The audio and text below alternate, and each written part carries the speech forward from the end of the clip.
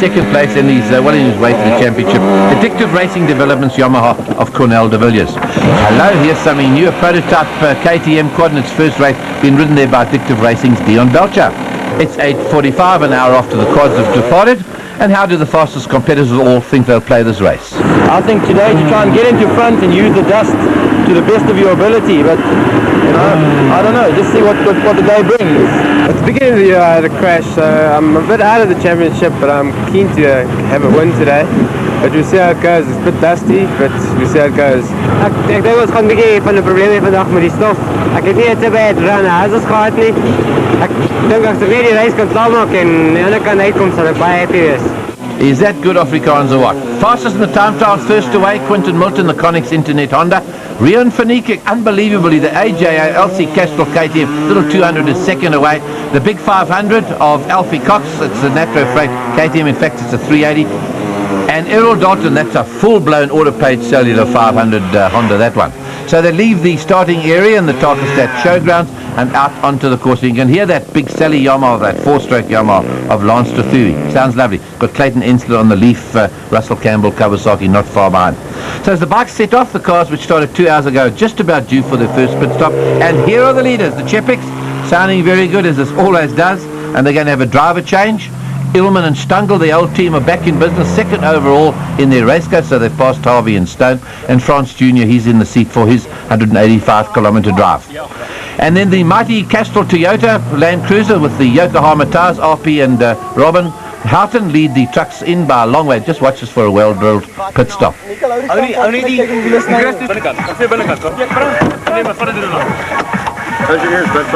That's fine.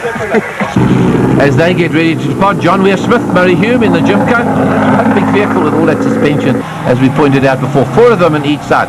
And the Zermattens, Henry and Morris, making racing that Pajero look like the Sunday afternoon drive. This vehicle is so standard, also from Mitsubishi Racing. That used to be the press test vehicle. And what do the quick fit team of Newton, Love and Pote think of this event so far? Going well, very rough and very fast. Good mixture of both. We had a flat, but otherwise going well.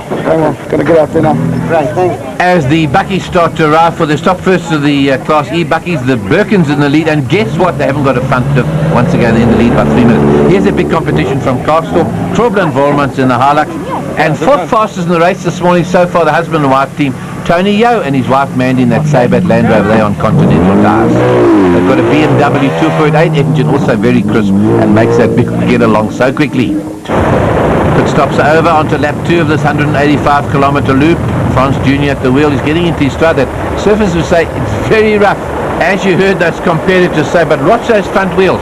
They get airborne at the slightest bump and makes this road almost look smooth. You'd never be able to go along at that speed in any other vehicle but a special like this. The Castrol Jimco of Greg Harvey and Boystone, they were first away this morning.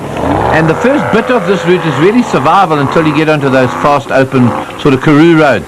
Sounding very crisp, well turned out. You can see a lot of work goes into preparing these vehicles. Then we've got Newton Love and Colin Pote. They're third at the moment in their race car. And these are the leaders in Class B for 2-litre specials. They've passed Tom Smith. That's unusual now in his single-seater. It's the 2-litre special class.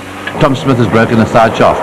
RP Uranica and Robin Houghton leading the super trucks by big distance now. They're playing with a lot of horsepower. There's a big 4.5 litre straight 6 motor under that bonnet of that Castrol Toyota. Now the powerful vehicle, here's the Rob Green Land Rover. M3 BMW engine, sounds crisp. This is one. And the biggest thing of all Cliff Barker and Malcolm Jabir want to do is just finish. They broke gearboxes, that clutch valve, too much power goes into that transmission. And flying along, Traubel and Volmans, I've got a super fast little Toyota, like second fastest this morning at the pit stop.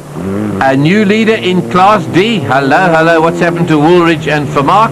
Here they are, Haasbrook and Bosch. They come from Botswana with the vehicle down. They were third at the pit stop. So we've got problems here with the Woolridge vehicle now, and there it is, straightening along. It's had punctures, 3 punctures so far. The gearbox is playing up, and this is most unusual for this Mitsubishi Racing Pajero. That's the one they used in the Paris-Dakar, and it's done them so well this year. Hasn't given them a moment's problem, but is having problem here down at Tarkastad in this very tough terrain, and there's lots of dust, as you can see, but still pressing on. And the Duplessis, Sherrod and Lawrence are just loving that vehicle, a new vehicle of theirs. We've got a new lead in Class B. The Quick Fit 400 starting to take its toll. That's Kiel Nell in the Sandmarsh. A lot of spectators where the route goes under the National Road. So Kiel Nell has gone to the front. Billy Bond and Graham Newton are lying third in their Sandmarsh. So they're starting to move up. So things are starting to happen as the quads hit the showgrounds for their first major pit stop and refuel. It's Brendan Bardnorse. He's battling with a flat tyre there. Fastest so far this morning. And a new leader, Vickers, second. He's anxious to get away as Bardnorse battles to get his wheels in order and all pumped up. Bardnorse has gone back to second position, furiously trying to fix the punctured wheels and get the fuel in. Not too bad. I think I'll pull through after that. 19 years old, that's all he is, Bardnorse, and a real little flyer. Third fastest. Here he is, John Craig Casella, the championship leader on his Johannesburg Yamaha quad. And we've really had 10 quads retire so far. Paul Chomser from Natal comes in, he's lying fourth after his fourth lap. They've got to be slow coming to pit. And the first of the smaller quads, who else but Cornell de Villiers, hasn't been headed this year. He's leading the championship by 15 points and amazingly quicker than a lot of the 350 quads. He's just done a little 200. Here's Vickers van Deventer getting into the back markers. He comes off an Ivan Jabin. Gary Hotz in the Harlach. Just listen to that crisp engine. It's been going like that for over 200 k's. Absolutely flat out.